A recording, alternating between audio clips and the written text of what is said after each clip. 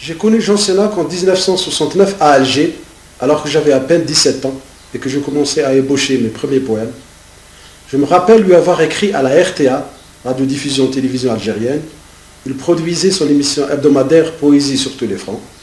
Par lettre, je lui ai avoué mon admiration pour son œuvre et en même temps je lui demandais des textes du poète haïtien René de Pestre, auquel il venait de consacrer une émission dont le titre m'avait surpris à l'époque et qui était « Nous faisons la révolution, donc nous existons ». Sénac m'a répondu très rapidement. Nous nous sommes rencontrés chez lui.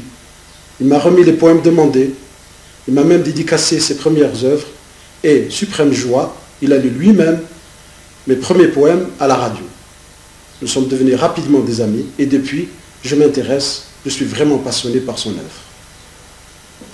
Il faut savoir que Sénac travaillait à la radio depuis 1964. À ce titre, il a réalisé 2 séries d'émissions poétiques. La première, Le poète dans la cité, d'avril 1964 à septembre 1965, et la seconde, la plus connue, Poésie sur tous les fronts, de septembre 1967 à novembre 1971. Ces émissions ont permis à de nombreux auditeurs et à moi-même de connaître la poésie dans toutes ses dimensions. D'abord la poésie engagée des peuples en lutte. À l'époque, en Afrique, c'était l'Angola et le Mozambique. En Asie, c'était le Vietnam. Et dans le monde arabe, la Palestine. Ces émissions aussi nous ont permis d'entendre la poésie universelle. René Char, Baudelaire, Tagore, la jeune poésie soviétique, les poètes noirs américains d'ascendance africaine, la poésie béthnique, les poètes maghrébins de la revue Souffle et bien entendu les jeunes talents algériens. Dans la série Poésie sur tous les fronts,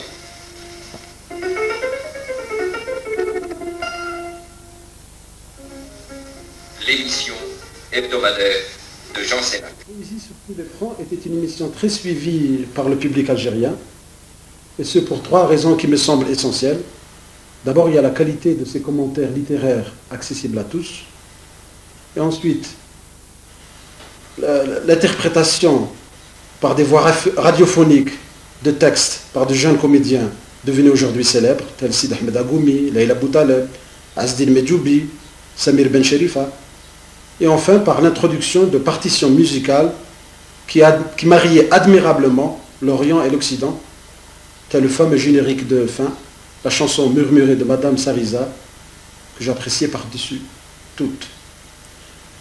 Malheureusement, Poésie sur tous les fronts n'a pas trop duré. Elle a été suspendue en 1971 sans que Sénac n'ait reçu la moindre notification, ni la moindre explication. Il a vécu ça très mal, parce qu'il considérait que c'était l'une de ses dernières raisons de vivre en Algérie. Après tout, la radio était son unique métier nourricier, et surtout, il estimait qu'il a été injustement chassé d'une maison qui était la sienne.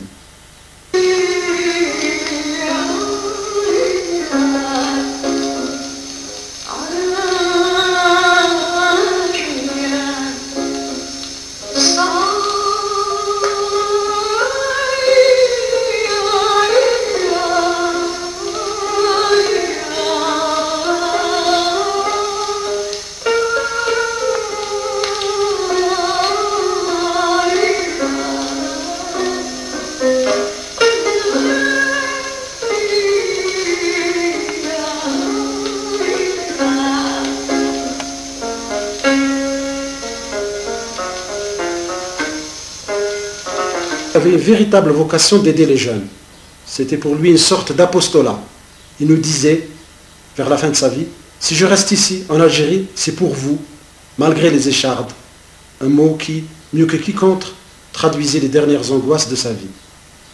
Mais vis-à-vis des jeunes poètes, Sénac était une sorte de médium. Il avait une véritable science des gens. Il devinait en chacun de nous ses angoisses, ses préoccupations, ses tendances, ses sentiments. Et en fonction de cela, il nous conseillait de lire tel ou tel poète.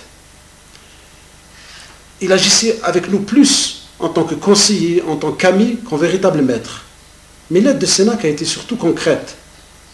Il a révélé de nombreux poètes par la publication de plusieurs anthologies, par l'organisation de nombreux récitals dans pratiquement toutes les villes d'Algérie, et bien entendu par la production de véritables anthologies sonores dans le cadre de ses émissions poétiques à la radio. Avant 1954, Sénac, dans les revues qu'il dirigeait à l'époque, telles Terrasse ou Soleil, a publié les premiers textes des écrivains algériens aujourd'hui célèbres, tels Mohamed Dib, Kateb Yassine, Mouloud Feraoun. Pendant la guerre d'Algérie, il a révélé ses auteurs et bien d'autres dans son admirable essai « Le soleil sous les armes », un véritable manifeste de la poésie militante algérienne.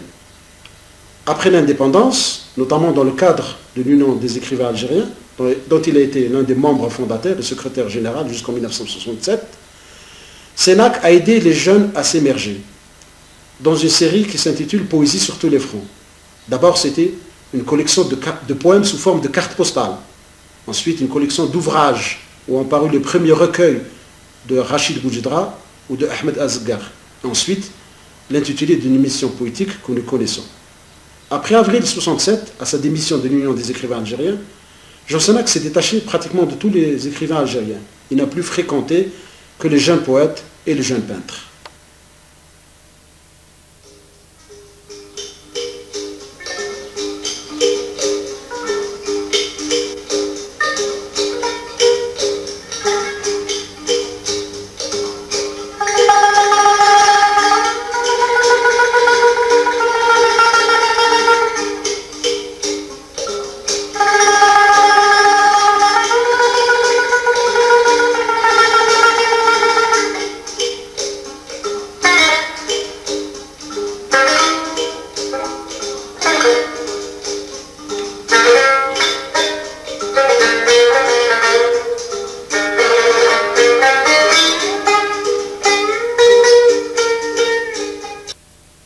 Sénac est entré en poésie comme on entre en religion, avec un véritable amour des mots.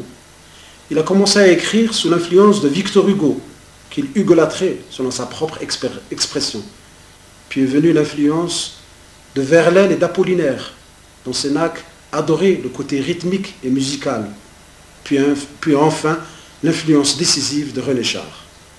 De Char, Sénac hérita surtout de son sens de la formule, de l'aphorisme, de la réconciliation de mots abstraits et concrets, et surtout de l'usage d'images à double sens ou à sens ambigu.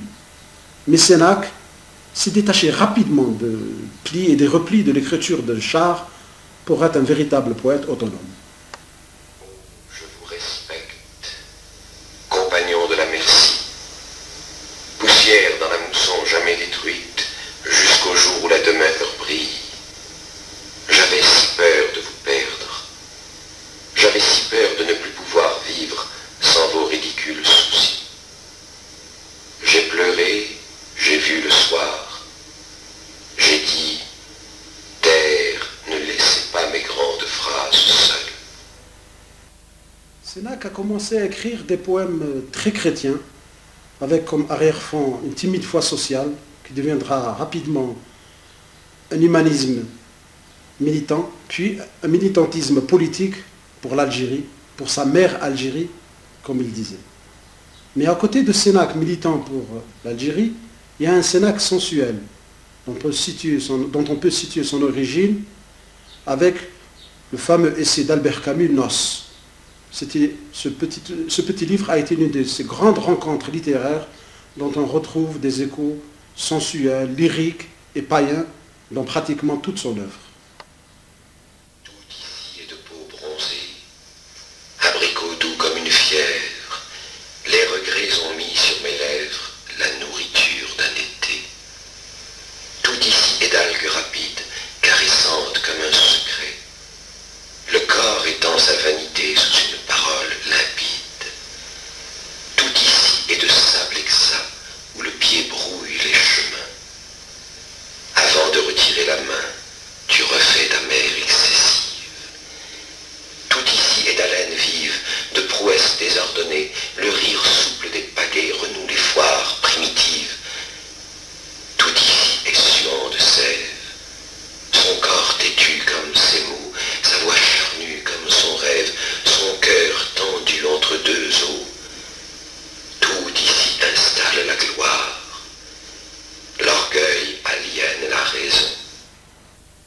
poésie de Jean Senac n'a malheureusement pas la place qui lui revient pleinement dans la littérature algérienne.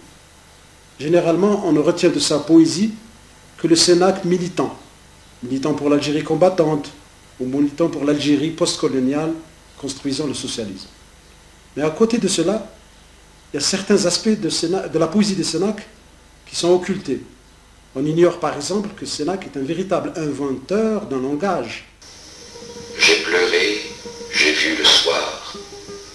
J'ai dit, terre, ne laissez pas mes grandes phrases seules.